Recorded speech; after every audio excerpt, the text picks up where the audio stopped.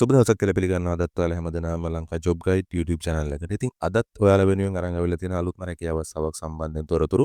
ඉතින් මේ විදිහට මේ රැකියාව ලබා දීලා තියෙන්නේ අධිකරණ හා ජාතික ඒකාබද්ධතා අමාත්‍යාංශයෙන්.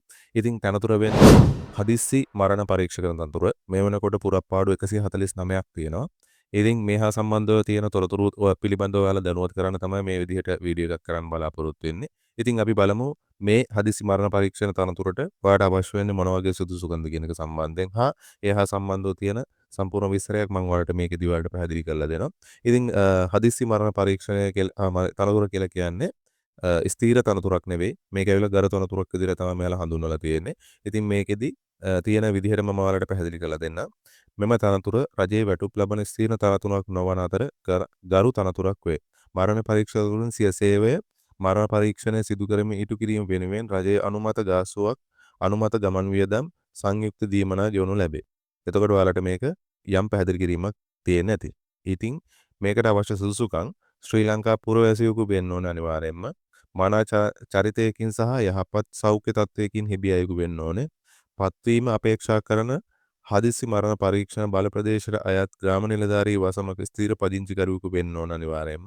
අයදුම්පත් බාර ගන්න අවසාන දිනය වන විට වයස අවුරුදු 27ට නොඅඩු හා අවුරුදු 65ට නොවැඩි වෙන්න ඕනේ. අපස උසස් පෙළ විභාගයේදී එකවර විෂයන් 3කින් සාමාන්‍ය පොදු පරීක්ෂණය හැර සමත්ය තියෙන්න ඕනේ.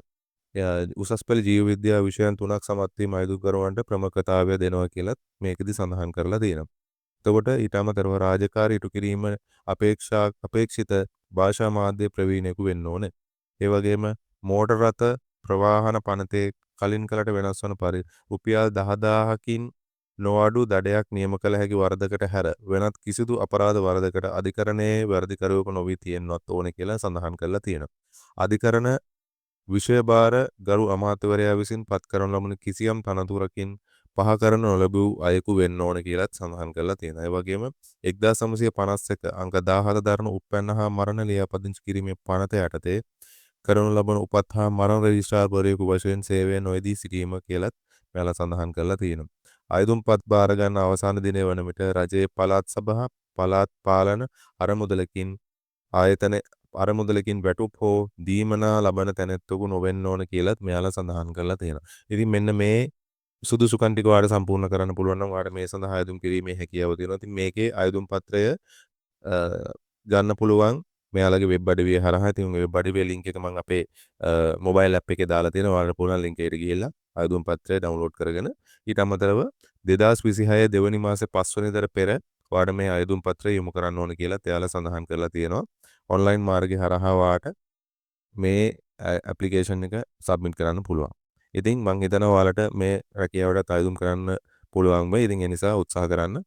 ඉක්මනින් මේ සඳහා අයදුම් කරන්න කියලා ආරාධනා කරනවා. ඒ වගේම channel එකට අලුත් කෙනෙක් නම් channel එක දැම්ම subscribe කරන්න.